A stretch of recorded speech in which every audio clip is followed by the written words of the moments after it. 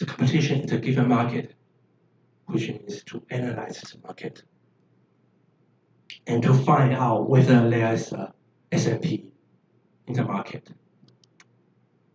And then the third step is to find the appropriate regulatory measure, or we can call it remedies.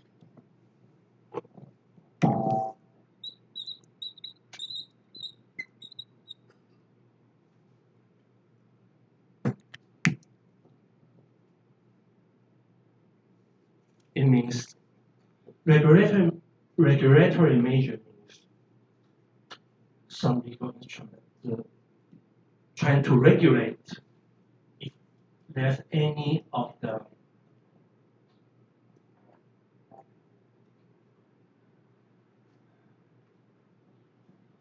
well, it's a little bit difficult to explain here because in general competition law, it's exposed regulation. So only after a company has to do something like abuses market power, and then it triggers the regulator to regulate. But in the S&P methodology, it's ex ante. That means even before the company does anything harmful to the market, harmful to the competition, the regulator already set up some regulations in advance, trying to prevent such harmful behavior to occur. Okay, so here the regulatory measure is not something to regulate afterwards, but it's something to prevent the S&P to abuse its market power.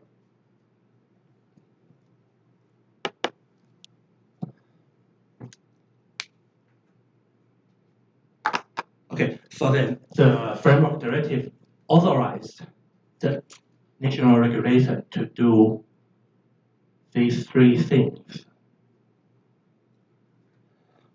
And because following this methodology, there are different treatment between telco with S&P status and telcos without S&P status.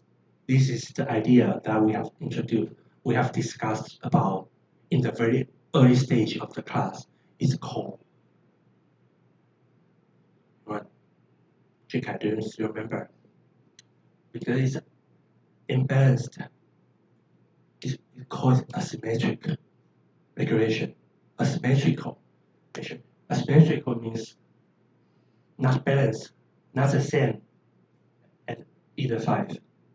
Okay, so because the regulator imposed heavier obligations on S&P telcos, and on the other hand, it imposed not so severe obligations on telcos without S&P status. So it's not the same. So we call it asymmetrical regulation. Okay. But again, this S&P methodology was borrowed from the general competition law, especially from the jurisprudence in the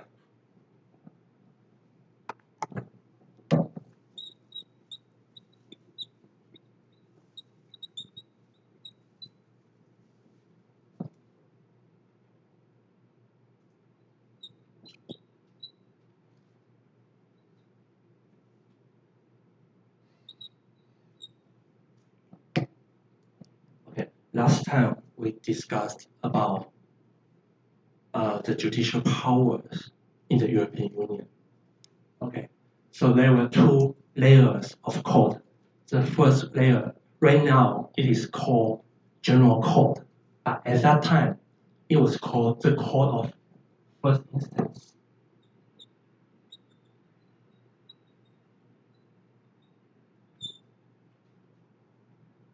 the second layer, the higher layer is called the code of.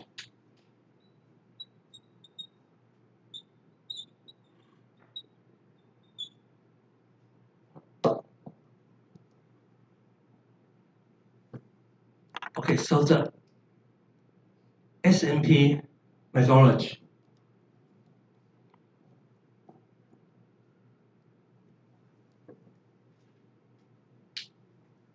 was borrowed from the general competition law that was found in the jurisprudence in the European courts, including the Court of First Instance and the Court of Justice. That means in the case law of the European Union.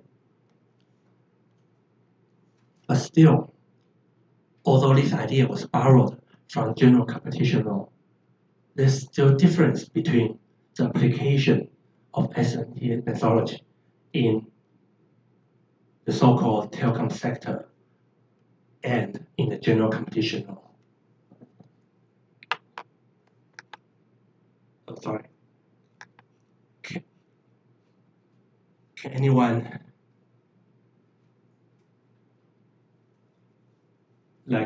specify some difference between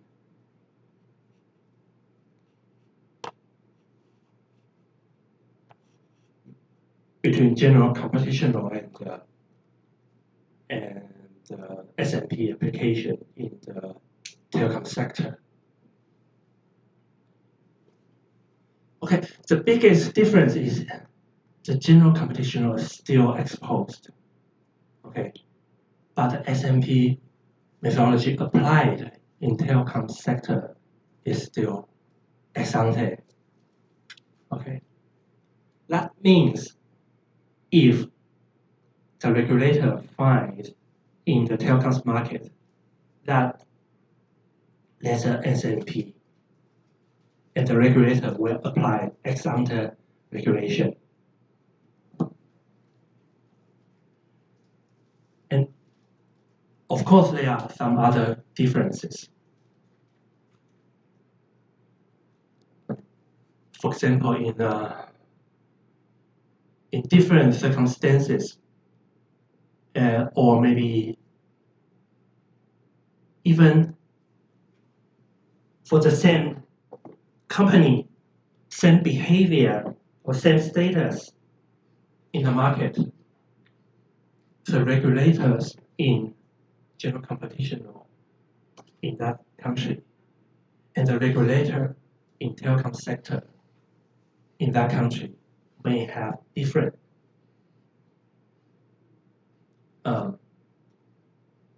findings of whether it has SMP or not. It may sound very complicated, but it's very simple.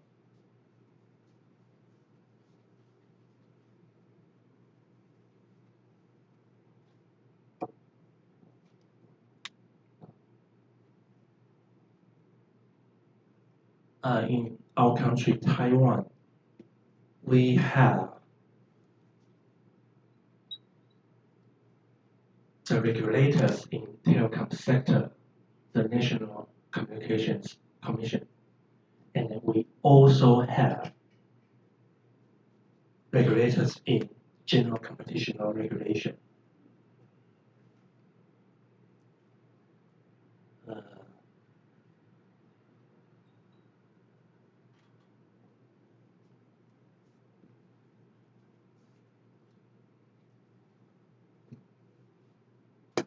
Their jobs or their responsibilities sometimes overlap. And of course,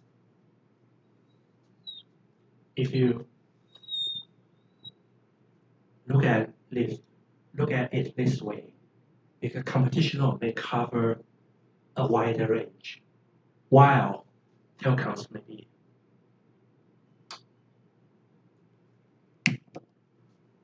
I think this illustration may not be very precise.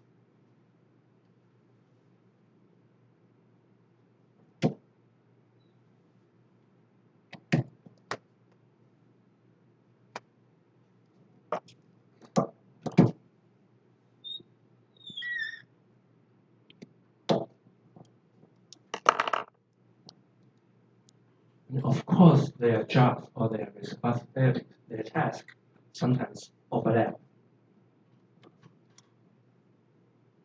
And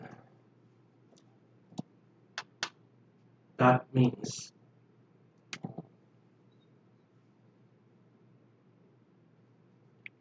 when there are competition issues occur in the telecoms market, in the telecom sector,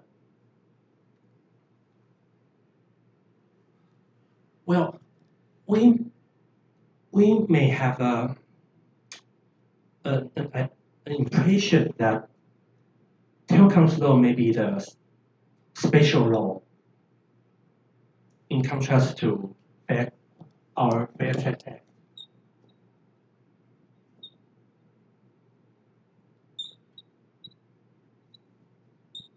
Our competition law. But in fact, in this, for the issues, for the matters happen in this area, both regulators have the power to regulate. Okay, so besides the NCC doing the regulation all the time, sometimes we see the Fair Trade Commission do some regulation, does some regulation as well. It also publishes some instructions about the regulation in the telecoms market, especially about competition issues.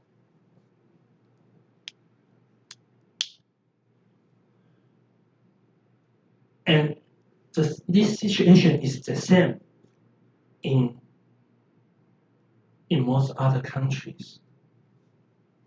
That means in most other countries, there is usually a regulator in telecom sector, and there's also another regulator in general competition law. Okay.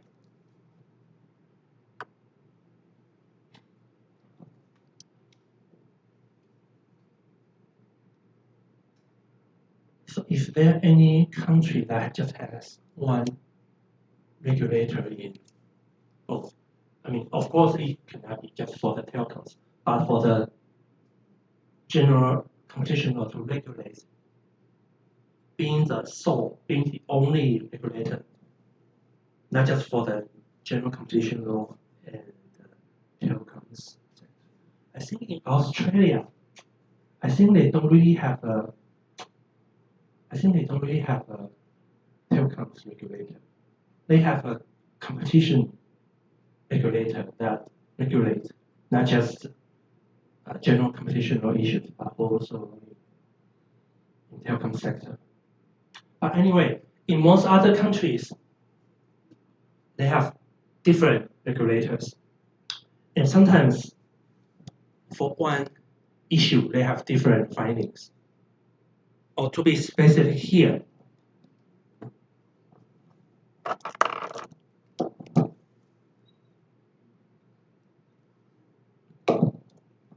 whether this company in the telecoms market has SMP status, maybe in that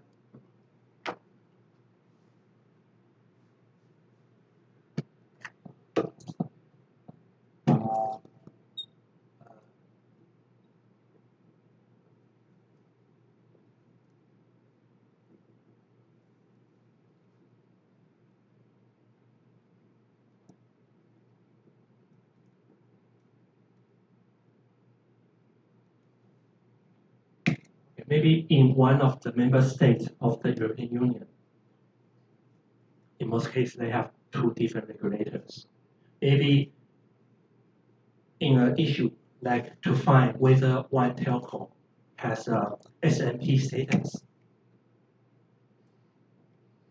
in the telecoms market, maybe the telecoms regulator will find it has, but the competition regulator may find it doesn't have.